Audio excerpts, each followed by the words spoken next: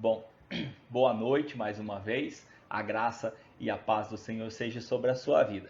Eu quero compartilhar um pouquinho da palavra do Senhor, algo que o Senhor tem trazido para a minha vida e eu tenho certeza que Deus quer que eu compartilhe isso. Bom, como você pode ver aí no título, nós temos um tema hoje que é Tempo da Promessa.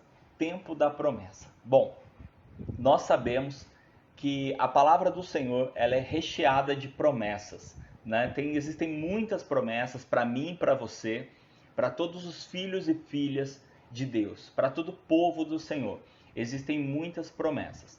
E certamente muitas dessas promessas são para cada um de nós. Nós temos muitas dessas promessas, né?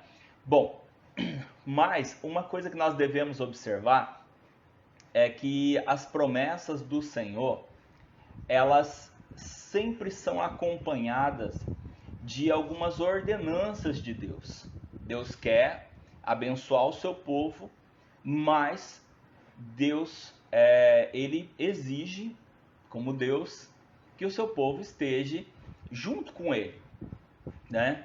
E um detalhe é que estar junto com Deus já é a maior bênção que a gente pode receber. Mas mais do que isso, Deus quer nos dar ainda mais e muito mais. E para isso mesmo, para que nós possamos receber esse mais de Deus, essa promessa, essas promessas do Senhor, nós então precisamos perceber aquilo que Deus fala conosco, para que a gente possa de fato estarmos na presença de Deus, desfrutarmos da presença dele e também das bênçãos, das promessas que o Senhor tem para as nossas vidas. Amém? Amém. Bom, eu queria convidar você, se você está com a sua Bíblia aí, a abrir a sua Bíblia no livro do profeta Joel, no capítulo 2. Abre aí comigo o livro do profeta Joel, no capítulo 2, ok? Joel, capítulo 2. Enquanto você procura, eu queria lembrar você que para que essa mensagem e várias outras mensagens que a gente sempre tem postado, feito, as lives que a gente tem feito, né, para que elas possam alcançar mais e mais pessoas, toda ajuda é muito bem-vinda. Então, curta, compartilhe, comente, porque tudo isso ajuda ao Facebook, depois o YouTube, para quem estiver assistindo depois no YouTube, a fazer com que eles divulguem mais o vídeo e possam alcançar mais pessoas. Se você compartilhar então a mensagem com outras pessoas, certamente essas outras pessoas também serão abençoadas pela palavra do Senhor, tá? Então eu conto aí com a tua ajuda para que a gente possa alcançar cada dia mais e mais pessoas. Amém? Joel, profeta Joel, capítulo 2. Eu vou ler os versículos dos versículos 28 até o versículo 30 primeiro, tá? Que diz assim: E acontecerá, depois disso, que derramarei o meu espírito sobre toda a humanidade. Os filhos e as filhas de vocês profetizarão, e os seus velhos sonharão, e os seus jovens terão visões. Até sobre os servos e sobre as servas derramarei o meu espírito naqueles dias. Mostrarei prodígios no céu e na terra, sangue, fogo e colunas de fumaça. Bom, aqui Deus, através do profeta Joel, ele traz uma promessa maravilhosa, que é o quê? O derramar, né, do poder do Espírito Santo sobre a vida das pessoas, né? Então aqui o povo de Deus, ele recebeu uma promessa do derramamento do Espírito, que o Senhor derramaria do seu Espírito e muitas coisas seriam feitas. Promessa maravilhosa, né? Promessa de fato maravilhosa. E a gente vê que lá com os apóstolos, né, com Jesus, essa promessa então ela é concretizada quando os apóstolos estão reunidos buscando a Deus em oração, em louvor, em busca na palavra.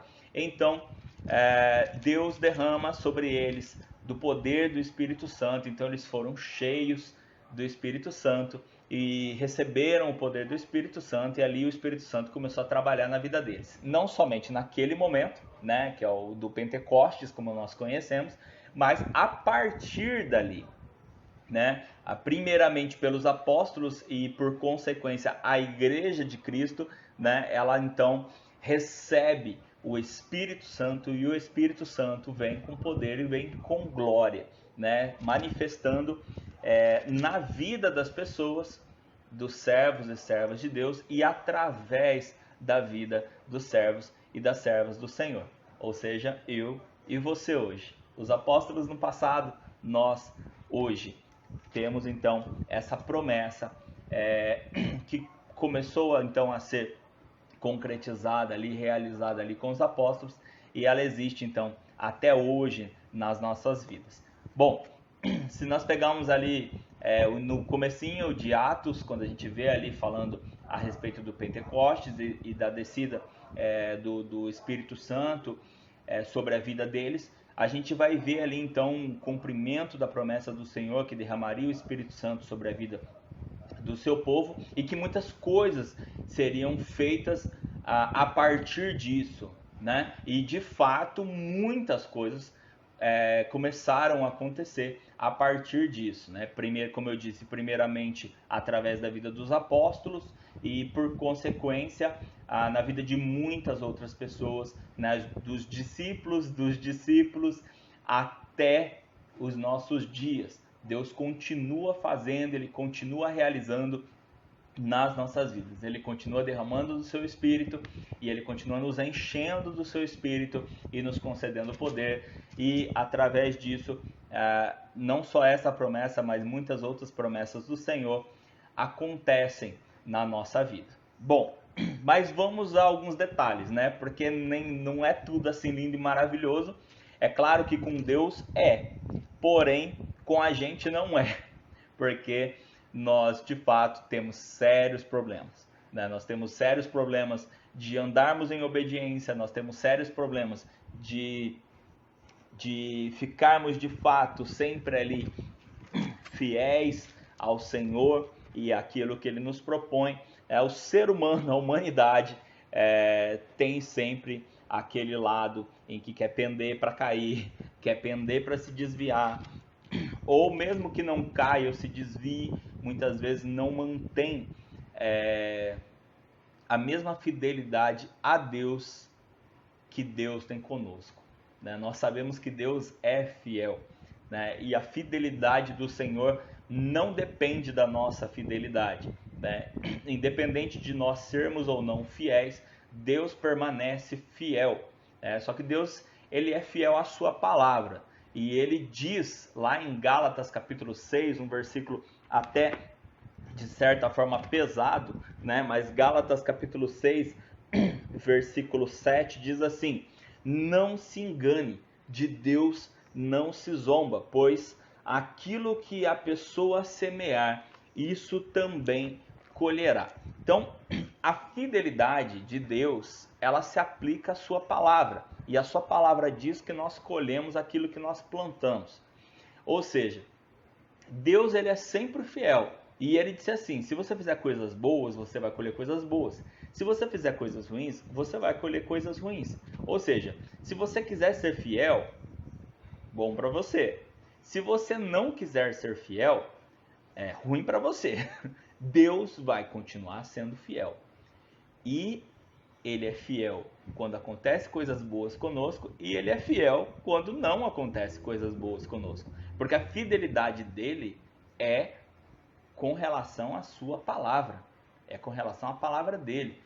E uma das palavras do Senhor, né, um dos textos da palavra do Senhor diz exatamente isso, que de Deus não se zomba, que nós colhemos exatamente aquilo que nós semeamos, ok? E se a gente pegar ali, ó, vamos para Atos, no comecinho de Atos a gente vê ali então o Pentecostes e o derramar do Espírito, e a gente vê que muitas coisas começaram a acontecer, tipo, lindo demais, maravilhoso demais, né? Se a gente pegar ali capítulo 2 de Atos, a gente vai ver como viviam, né, os novos convertidos. Eu gosto muito desse texto, principalmente o finalzinho ali de Atos capítulo 2. Quer ver? A partir do versículo 42, Atos 2, a partir do versículo 42, que diz assim: E perseveravam na doutrina dos apóstolos e na comunhão, no partir do pão e nas orações.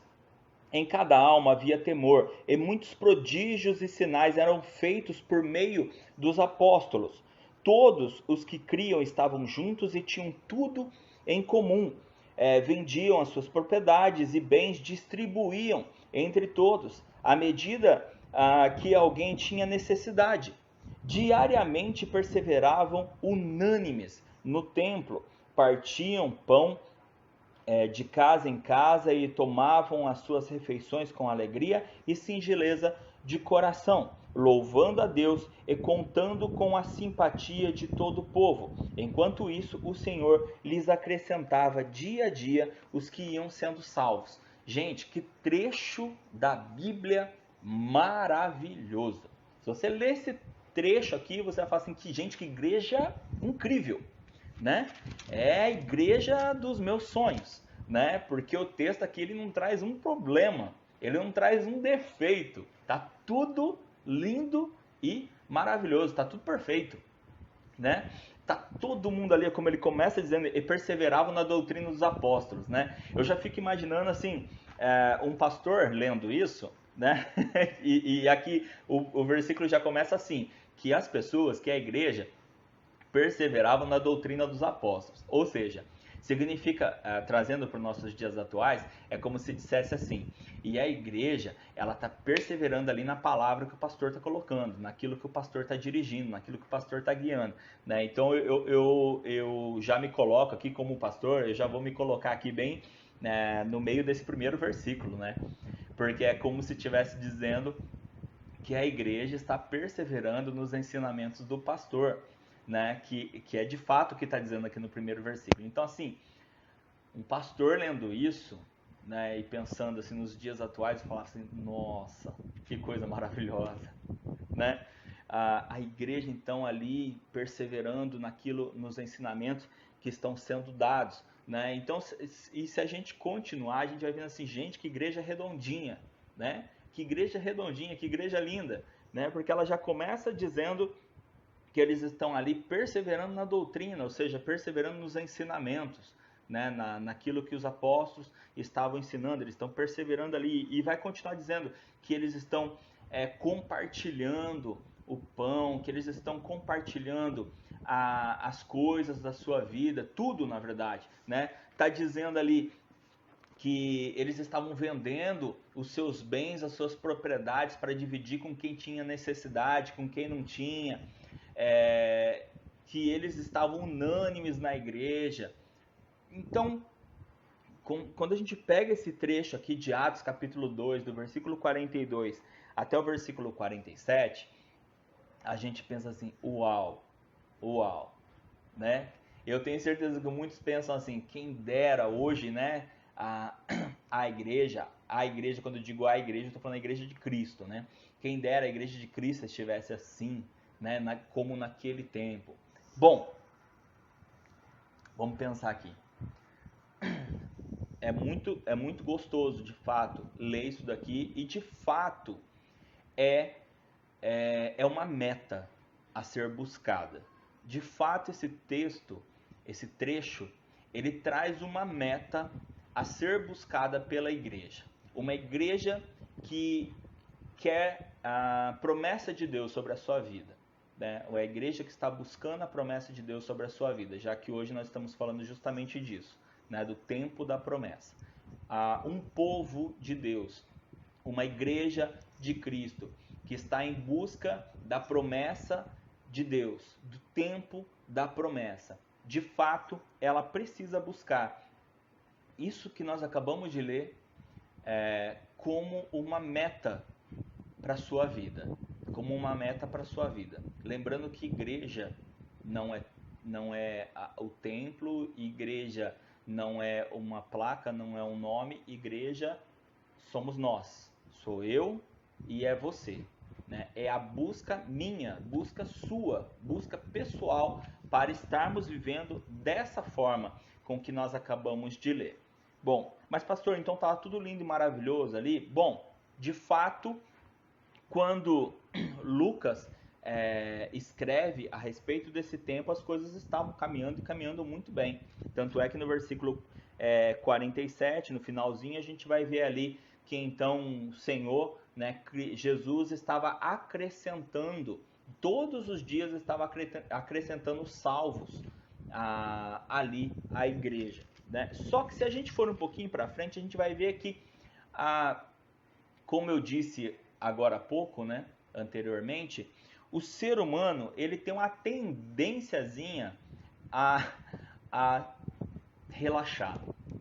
Ele tem uma tendência a se acomodar. Tem uma tendência a sair daquela perseverança que nós acabamos de ler. Essa perseverança que nós acabamos de ler, ele acaba tendo uma tendência a sair disso, a se perder nisso. E um dos fatores é que nós muitas vezes nos acostumamos com a obra do Senhor. Tudo é lindo, maravilhoso quando é novidade para mim. Mas quando isso passa a se tornar rotina na minha vida, a gente começa a se acostumar e isso começa a se banalizar na nossa vida. Nós começamos a banalizar a obra do Senhor e os feitos do Senhor na nossa vida. E isso é um grande perigo, porque isso gera acomodação, isso gera um desrespeito com relação a Deus e a sua obra. Isso vai gerando uma série de problemas que podem resultar até em morte para as nossas vidas. E eu quero relatar uma que está em Atos capítulo 5. Vai aí, avança um pouquinho para Atos capítulo 5, a partir do versículo 1, que vai nos trazer um pouquinho da história de Ananias e Safira. Olha lá, Atos capítulo 5, a partir do versículo 1, diz assim: Entretanto, certo homem chamado Ananias, com a sua mulher Safira, vendeu uma propriedade, mas reteve uma parte do dinheiro. E Safira estava ciente disso. Levando o restante, depositou aos pés dos apóstolos. Então Pedro disse: Ananias, por que você permitiu que Satanás enchesse o seu coração, para que você mentisse ao Espírito Santo, retendo parte do valor do campo? Não é verdade que, conservando a propriedade, seria sua? E depois de vendida, o dinheiro não estaria em seu poder? Por que você decidiu fazer uma coisa dessas? Você não mentiu para os homens, mas para Deus. Ouvindo essas palavras, Ananias caiu morto, e sobreveio grande temor a todos os que souberam do que tinha acontecido. Bom, aqui nós temos um exemplo de um casal de Ananias e Safira, e que na verdade, apesar de parecer uma coisa absurda o que eles fizeram, infelizmente é muito mais comum do que nós imaginamos. Essa forma dos dois de trabalharem, esse pensamento dos dois, de Ananias e Safira, é muito mais comum do que nós imaginamos. Eles, vendo tudo o que estava acontecendo, participando de tudo que eles estavam participando, eles começaram a banalizar a obra do Senhor. Eles começaram a banalizar a palavra do Senhor. Porque, como a gente leu ali no capítulo 2, no finalzinho do capítulo 2, uma das coisas que as pessoas estavam fazendo eram vendendo as suas propriedades e dividindo com as pessoas que necessitavam, né? E, na verdade, o que eles faziam? Eles vendiam, por exemplo, uma propriedade e eles iam até os apóstolos, entregavam o dinheiro para os apóstolos e os apóstolos, então, eram encarregados ou encarregavam algumas pessoas de distribuírem para as pessoas que não tinham nada ou que tinham menos, que necessitavam mais. Ananias e Safira, eles pegaram e venderam uma propriedade para ofertar, vamos colocar assim entre aspas. Mas o que eles fizeram? Vamos usar um exemplo, vamos dizer que eles venderam uma propriedade por 100 mil reais. né, trazendo para os nossos dias de hoje aqui para o nosso país, né? Eles, na verdade, venderam, vamos dizer que eles venderam essa propriedade por 100 mil reais, só que eles esconderam uma parte do dinheiro. Vamos dizer que eles esconderam ali 30 mil reais. Vamos guardar isso aqui pra gente. Aí a gente fala que a gente vendeu a propriedade por 70 mil reais. E daí a gente não precisa dar o dinheiro total. A gente dá só o valor que a gente disse que vendeu, né? Então Ananias chega até os apóstolos, entrega o valor e diz: olha, eu vendi a propriedade para poder ajudar as pessoas, para poder distribuir entre as pessoas. Nós estamos aqui porque nós somos cristãos maravilhosos, estamos ofertando, estamos fazendo a nossa parte, né? Só que de fato eles estavam mentindo, né? Ananias, ele chega e ele mente, ele entrega o valor e na verdade ele está mentindo. Bom, o detalhe é que ele não estava lidando apenas com homens, ele estava lidando com Deus. Estava lidando com Deus. E o Espírito Santo, ele revelou para Pedro que Ananias estava mentindo. Então Pedro vai e repreende Ananias. E ele deixa claro: Ananias, a obra não é nossa, a obra é de Deus. E quando você mente, não é para nós que você está mentindo, você está mentindo para Deus. Você está desrespeitando a Deus. Você está banalizando a obra do Senhor. Você está mentindo para o Espírito Santo. E a palavra diz então que Ananias morreu, caiu morto. Como eu disse, como eu estava dizendo antes, muitas vezes a gente não se dá conta, mas nós começamos a nos acostumar com a obra do Senhor, nós começamos a nos acostumar com as coisas de Deus, e nós começamos a tratar como se fosse só mais uma coisa na nossa vida. Infelizmente nós sabemos disso. Muitas pessoas tratam o ir à igreja como só mais uma atividade da sua semana, como só mais uma coisa para fazer, né? Infelizmente nós vemos isso e muito. Tanto é que para muitas pessoas, vou essa semana, eu vou essa semana no culto, já faz 2 que eu não vou, já faz uma que eu não vou, e aí vai, como se tivesse apenas cumprindo mais um papel da sua vida. E aí a pessoa vai essa semana na igreja e depois na outra semana está meio cansado, ou saiu para passear no domingo, está cansado e eu já fui semana passada, né? Já fui semana passada, não preciso ir hoje de novo. Na outra semana nós vamos. Está banalizado. O compromisso com Deus está banalizado. Eu estou dando só um exemplo. Esse é só um exemplo. Mas eu poderia citar muitas outras coisas. Eu vou na igreja. Mas eu não acho que as coisas da igreja, né, precisam ser levadas tão a sério assim. Em primeiro lugar, não são as coisas da igreja, são as coisas de Deus. Porque a igreja, ela não inventa nada. E se a igreja inventar alguma coisa que não é da Bíblia, que não é bíblico, que não é de Deus, então isso é invenção da igreja mesmo, não deve ser seguido. Mas aquilo que é de Deus, aquilo que é bíblico, isso precisa ser observado e obedecido. Porque as coisas de Deus, elas precisam ser levadas a sério. Nós precisamos levar as coisas de Deus a sério. Precisamos levar as coisas de Deus a sério. Mas pastor, você não estava falando de promessa? Sim, estou falando de promessa. E eu estou falando que as pessoas ali em Atos começaram a receber uma promessa de Deus que foi profetizada pelo profeta Joel, mas que alguns preferiram, ao invés de desfrutar da promessa, se perder. Porque não levaram as coisas de Deus a sério. Como Paulo fala aos Gálatas, de Deus não se zomba. Não se engane, de Deus não se zomba. Aquilo que você plantar, você vai colher. Ananias e Safira plantaram mentiras, eles plantaram desrespeito, eles plantaram desobediência e eles colheram morte. Ou seja, eles plantaram pecado e o salário, a própria palavra diz que o salário do pecado é a morte. O salário do pecado é a morte. O que foi que aconteceu com Ananias e Safira? Eles morreram. Eles morreram.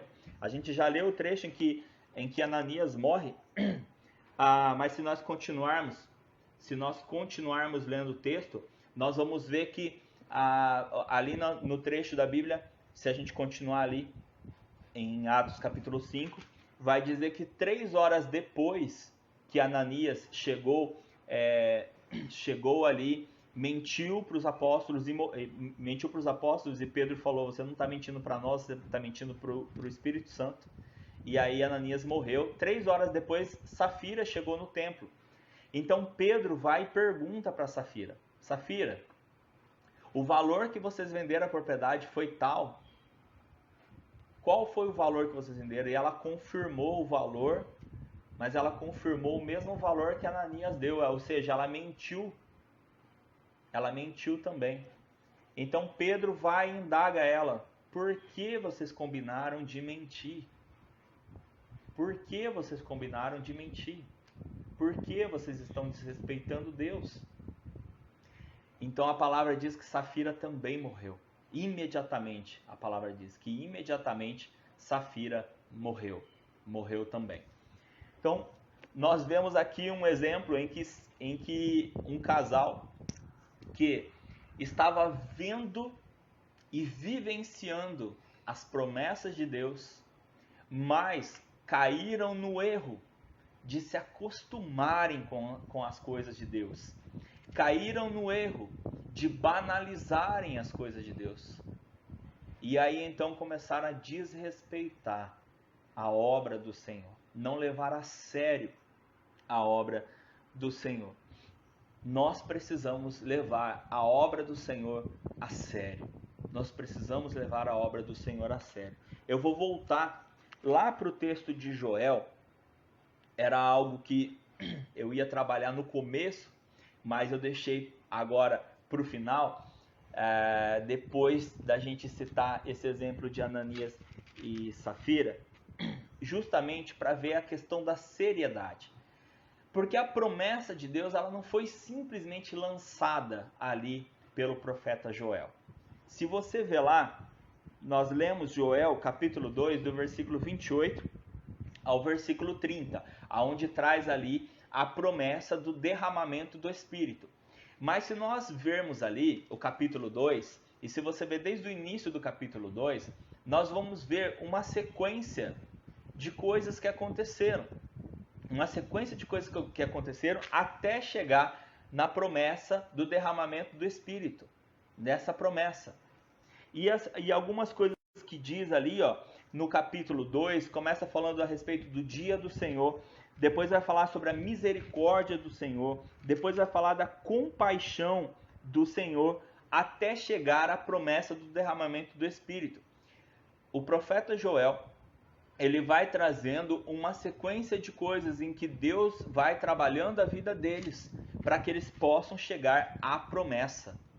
Então não é simplesmente eu tenho Deus, eu recebo promessas. Existe uma sequência de coisas que nós precisamos viver para que nós possamos alcançar a promessa. E não apenas alcançar, mas viver e se manter na promessa de Deus. Porque Ananias e Safira, eles alcançaram a promessa. Eles faziam parte de um povo que havia alcançado a promessa e estava vivenciando a promessa. Mas eles escolheram deixar a promessa de lado. Quando eles decidiram não continuar obedecendo os princípios de Deus. Veja, eles não queriam deixar de desfrutar as promessas. Eles não queriam deixar de desfrutar a promessa. Mas a gente deixa de desfrutar a promessa quando a gente decide não obedecer mais os princípios. Porque a promessa é para aqueles que estão dentro dos princípios. A promessa é para aqueles que andam na palavra. Então eu posso continuar querendo as promessas, receber as promessas, receber as bênçãos. Mas se eu não caminho nos princípios, eu automaticamente estou abrindo mão das promessas. E ali eu quero chamar um pouco, só a última parte que eu quero chamar a atenção é que essa sequência que eu disse para vocês do dia do Senhor, da misericórdia do Senhor e da compaixão do Senhor, eu vou dar até os textos aqui para vocês entenderem. Ó, o dia do Senhor começa a partir do versículo 1 do capítulo 2 de Joel. Depois, a partir do versículo 12, vai falar da misericórdia do Senhor. E a partir do versículo 18, começa a falar da compaixão do Senhor. Então, vai falar sobre todo esse caminhar do povo debaixo do Senhor, debaixo da palavra do Senhor, para que possam chegar na promessa. Mas antes disso, no capítulo 1, no final do capítulo 1, a gente vai ver, a partir do versículo 13, o chamamento para o arrependimento.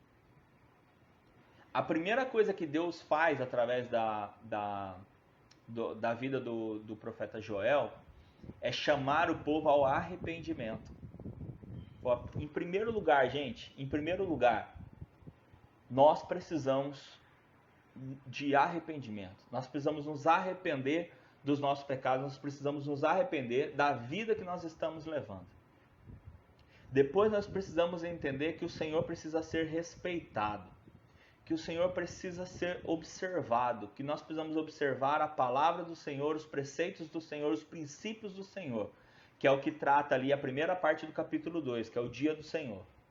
Depois nós precisamos entender que a gente só recebe alguma coisa de Deus porque Deus tem misericórdia.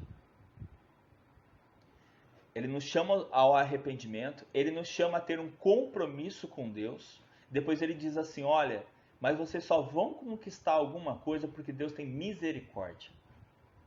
Depois ele vai dizer, além de misericórdia, ele tem compaixão.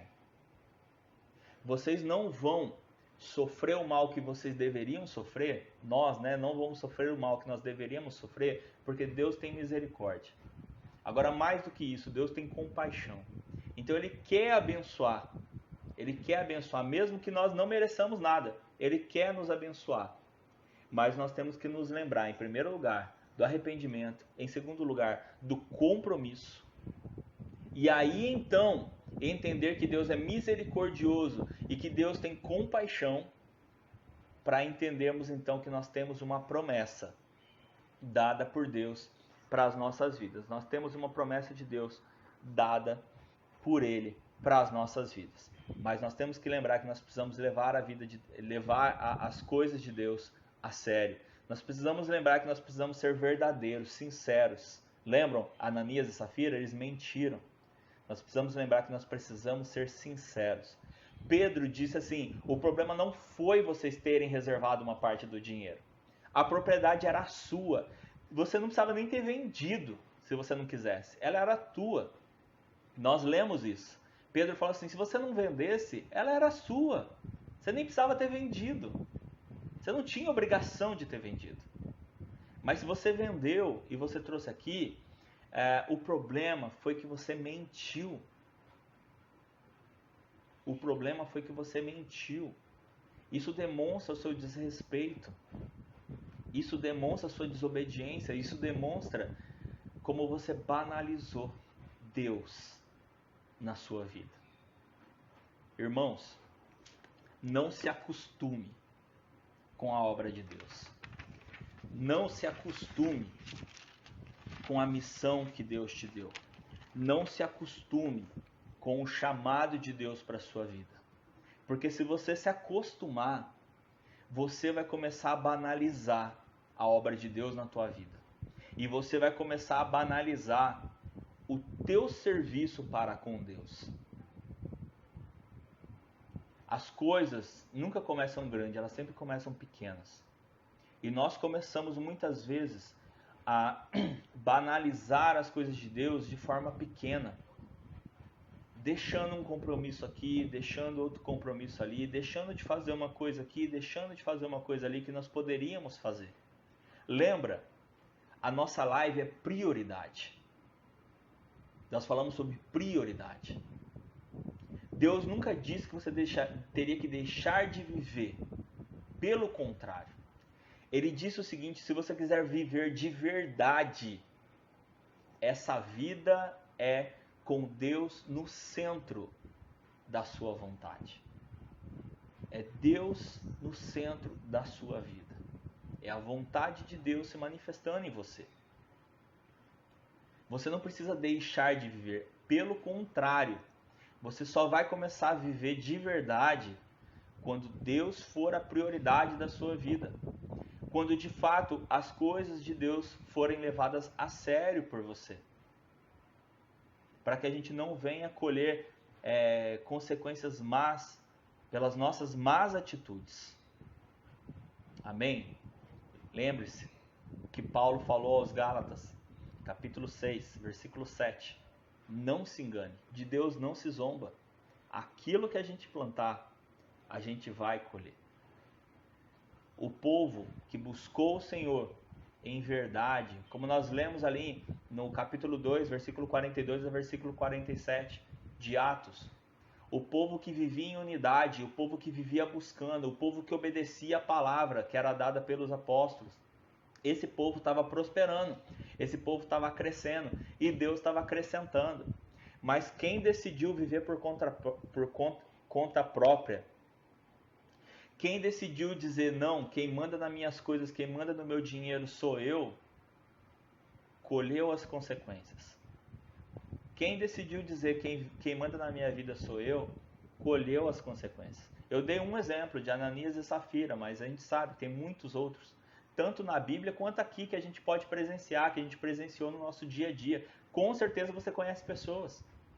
Com certeza você conhece pessoas que são dedicadas ao serviço de Deus e vê Deus agindo na vida delas. E com certeza você conhece pessoas que banalizam a vida com Deus, que banalizam a obra na igreja, que banalizam a obra do Senhor, e com certeza você está vendo também elas colhendo as consequências disso também. Irmãos, vamos entender uma coisa. A palavra do Senhor não é uma palavra de ameaça, pelo contrário, Deus avisa porque Ele quer que a gente seja abençoado. Ele avisa porque Ele quer que a gente cresça. A palavra do Senhor lá no Antigo Testamento diz assim: eu tenho prova de que eu propus para vocês vida e morte. Eu propus para vocês o bem e o mal, vida e morte. Siga o bem para que você viva. Siga o bem para que você viva. Mas se você seguir o mal, a consequência é a morte. Eu te propus o bem e o mal. Eu te propus vida e morte. Mas eu te aconselho, faça o bem, siga o bem, para que você viva e para que você possa alcançar o tempo da promessa de Deus. Alcance as promessas do Senhor e permaneça nas promessas do Senhor. Lembre-se, Ananias e Safira, eles alcançaram a promessa, mas eles não permaneceram na promessa. Muitas pessoas acreditam que por terem alcançado as promessas do Senhor, acha que está tudo certo, que nada mais pode acontecer. Pode sim, pode sim. Ananias e Safira são um exemplo disso. Alcançaram a promessa, mas não se mantiveram na promessa. Na verdade, eles não se mantiveram nos princípios de Deus e, por consequência, perderam a promessa. Nós podemos sim alcançar as promessas do Senhor, também podemos perdê-las. A proposta é de Deus para a nossa vida, é da palavra do Senhor. Ele propôs o bem e o mal, a vida e a morte. E Ele nos deu um conselho: vá pela vida, vá pelo bem, que é vida, e você vai alcançar as promessas do Senhor. Amém? Amém. Eu vi vários pedidos de oração e eu quero estar orando pelos pedidos de oração, quero orar pela palavra dessa noite, quero orar pela sua vida e quero orar também por todos os pedidos de oração. Eu sei que tem pedidos de enfermidade, eu sei que tem pedidos de problemas na família, de relacionamento, que já me passaram também. Eu quero orar pela sua vida, eu quero pedir para que Deus te abençoe, mas eu quero te lembrar que muitas coisas Deus está esperando ações partindo de você. Para muitas coisas acontecerem na sua vida, Deus está esperando atitudes vindas de você. Amém? Não se esqueça disso, não se esqueça. É muito importante orar, mas oração é a soma de orar com ação. Ore mas também haja, também tenha atitude. Amém? Vamos orar.